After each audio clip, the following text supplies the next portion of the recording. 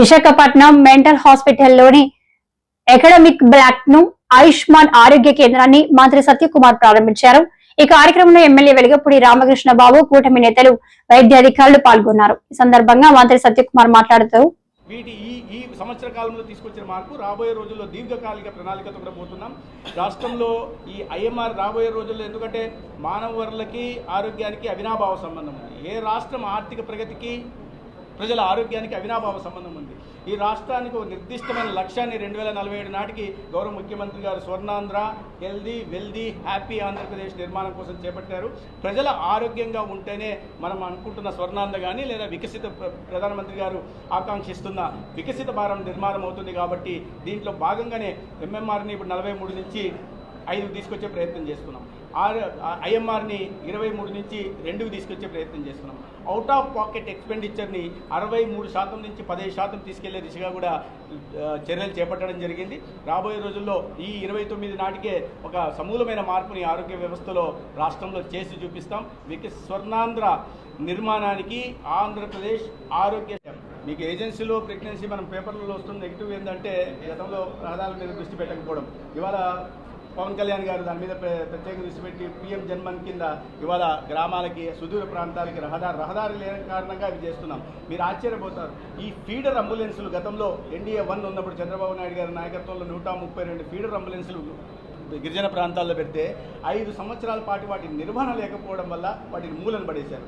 మేము వచ్చిన తర్వాత వాటిని మళ్ళీ రీఫర్బిష్ చేసి 119 ఫీడర్ అంబులెన్సులు ఇవాళ మళ్ళీ దీంట్లోకి తీసుకొచ్చాం. ఇప్పుడు కొత్తగా టెండర్లు పిలిచి మరికొన్ని సేకరిస్తున్నాం.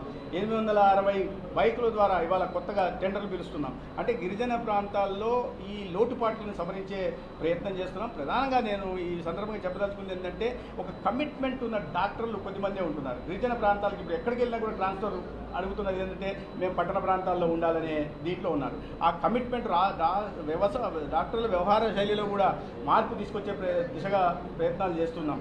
ఎందుకంటే వారి ఇంత పవిత్రమైన వృత్తిని ఎన్నుకున్నప్పుడు ప్రజలకు సేవ చేయడం కోసం వెళ్ళాలి. ఆ ప్రాంతాల్లో ఇన్సెంటివ్ కూడా ఇస్తున్నాం. 50% అడిషనల్ ఇన్సెంటివ్ ఇస్తున్నాం శాలరీస్లో.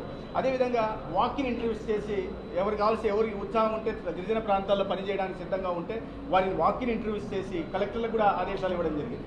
కలెక్టర్లే వాకిన్ ఇంటర్వ్యూ చేసి తీసుకోవడానికి అవకాశం ఉంది.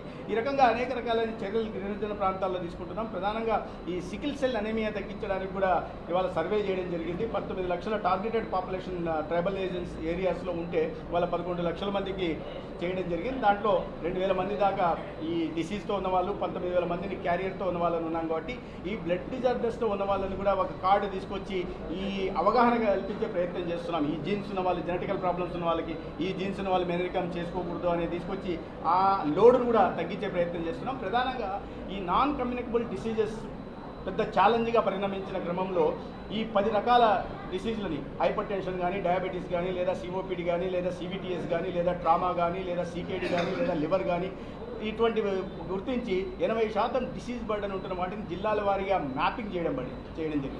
దాన్ని దృష్టిలో పెట్టుకుని మౌలిక సదుపాయాల కల్పన కానీ, అదేవిధంగా ఈ optimum utilisation of human resources, దీన్ని అంటే మానవ వనరులు కూడా దానికి తగిన విధంగా మార్చే ప్రయత్నం చేస్తున్నాం. ఏ జిల్లాల వారీగా కూడా మ్యాపింగ్ చేయడం జరిగింది. ప్రధానంగా క్యాన్సర్ మీద కూడా దృష్టి పెట్టి ఇవాళ రాష్ట్ర వ్యాప్తంగా 4,10,00,000 మందికి ఉచిత క్యాన్సర్ పరీక్షలు కూడా చేస్తున్నాం. రాష్ట్రంలో, దేశంలో ఎక్కడ లేని విధంగా ఉచిత క్యాన్సర్ పరీక్షలు చేస్తున్నాం.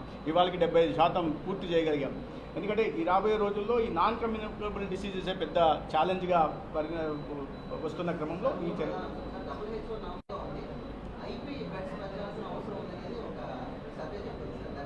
ఖచ్చితంగా ఉంది. ఇంకా చాలా లోట్లు ఉన్నాయి. ఉండాల్సిన WHO నామ్స్ ప్రకారము మన దేశంలోనే కొరత ఉంది. ఇప్పుడే నేను మెంటల్ హెల్త్ ఇన్స్టిట్యూట్కి వెళ్ళి వచ్చాము. మీరు సైకియాట్రిస్టులు 1,00,000 మందికి 3 సైకియాట్రిస్టులు ఉండాల్సి ఉంటే 0.75 మాత్రమే ఉన్నారు. సైకాలజిస్టులు అయితే 0.07 మాత్రమే ఉన్నారు. కాబట్టి ఈ కొరత ఉంది. దాంట్లో భాగంగానే ఇవాళ దేశవ్యాప్తంగా కూడా కొత్త మెడికల్ కాలేజ్, అందుకని గత 11 సంవత్సరాల్లో 370 నుంచి 780 మెడికల్ కాలేజ్ పెరిగాయి. యూజీ సీట్లు 56,000 నుంచి 1,18,000కి పెరిగాయి. 33,000 నుంచి పీజీ సీట్లు 86,000కి పెరిగాయి. అంటే ఇప్పుడు కూడా ఈ రాబోయే 5 సంవత్సరాలకి నరేంద్ర మోడీ గారు 75,000 మెడికల్ సీట్లు రావాలని వారి లక్ష్యాన్ని జరిగింది. కాబట్టి దానికి అనుగుణంగా డాక్టర్లని అదేవిధంగా మౌలిక సదుపాయాల కల్పన కూడా చేయాల్సిన అవసరం ఉంది. మీరు మన కేజీహెచ్ఏ చూసుకుంటే ఇవాళ శాంక్షన్డ్ బెడ్లు అక్కడ 1200 ఉంటే ఫంక్షనల్ బెడ్స్ 2200 ఉన్నాయి. ఇదేమో సెన్సస్ ఏమో ఆల్మోస్ట్ 3500 నుంచి 4000 ఉంది. కాబట్టి ఆ మౌలిక సదుపాయాల కల్పన దిశగా కూడా దృష్టి పెడుతున్నాం. ఈ వారసత్వంగా వచ్చిన వాటిని సరి చేసుకుంటా భవిష్యత్తు వైపు ఆశావాద దృక్పథంతో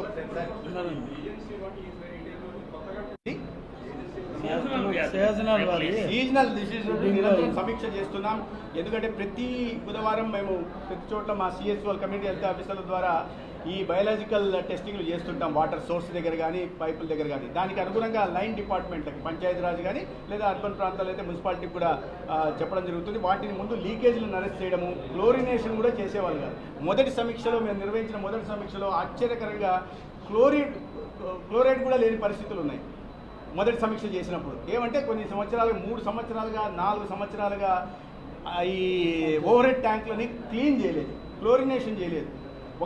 నేను జగ్గైపేటకి వెళ్ళా ఇట్లే ప్రభుత్వే అడిగితే 4 సంవత్సరాల పాటు ఫిల్టర్ బెడ్లను మార్చలేదు.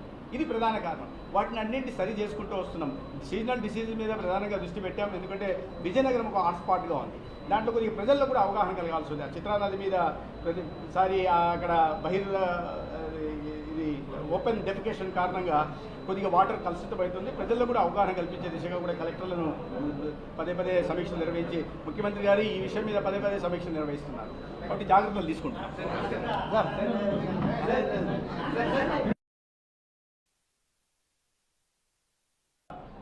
చినవాల్తేరులో urban primary health centre Ayushman Arogya మందిర్ను ప్రారంభించడం జరిగింది.